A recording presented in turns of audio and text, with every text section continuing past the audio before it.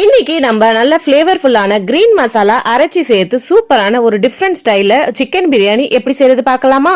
சிக்கனை மஞ்சள் போட்டு நல்லா வாஷ் பண்ணி எடுத்துக்கோங்க. இப்ப குக்கர்ல சிக்கன் போட்டுட்டு 1/4 ஸ்பூன் மஞ்சள்தூள், 1 ஸ்பூன் மிளகாய் தூள், 1/2 ஸ்பூன் இஞ்சி பூண்டு பேஸ்ட், கல் உப்பு கொஞ்சம், தண்ணி கொஞ்சம் சேர்த்து கலரி விட்டுட்டு அடுப்புல வச்சு 2 விசில் விட்டு எடுத்துக்கோங்க. வேக வச்ச சிக்கனை வடிகட்டி சிக்கன் தனியா அந்த தண்ணி தனியா எடுத்து வச்சுக்கோங்க.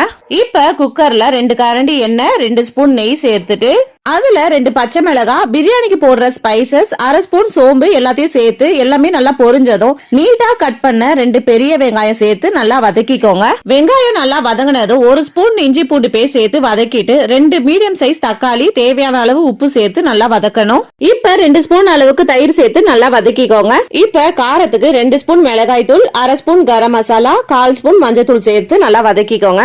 அடுத்தது இந்த பிரியாணிக்கு ரொம்ப முக்கியமான இன்கிரிடியன்ஸ் தான் சேர்க்க போறோம். அது இந்த கிரீன் கலர் சட்னி தான். இந்த கிரீன் கலர் சட்னிக்கு 2 கை அளவுக்கு புதினா, 1 கை அளவுக்கு கொத்தமல்லி, 3 பச்சை மிளகாய் சேர்த்து ஃபைன் பேஸ்டா அரைச்சி சேர்த்துக்கணும். அதுலயே வேக வச்சு எடுத்து வச்ச சிக்கனை சேர்த்து நல்லா மிக்ஸ் பண்ணிக்கோங்க. நாங்க 2 கிளாஸ் அரிசிக்கு 3 கிளாஸ் தண்ணி ஊத்துறோம். ஆல்ரெடி நம்ம சிக்கன் வேக வச்சு அந்த தண்ணி எடுத்து வச்சோம்ல, அதை சேர்த்துட்டு மீதி தண்ணி தேவைப்பட்டுச்சுன்னா நல்ல தண்ணி சேர்த்துக்கோங்க. நல்லா கொதிச்சு வர இந்த ஸ்டேஜ்ல கழுவுன அரிசியை இதுல சேர்த்துக்கோங்க.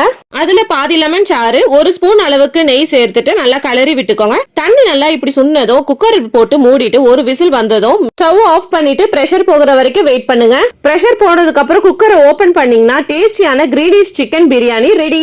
நீங்களும் உங்க வீட்ல இது மாதிரி பிரியாணி செஞ்சு கொடுங்க. ஒன்ஸ் இதை டேஸ்ட் பண்ணிட்டாங்கன்னா அப்புறம் நார்மல் பிரியாணி சாப்பிட இன்ட்ரெஸ்ட் வராது.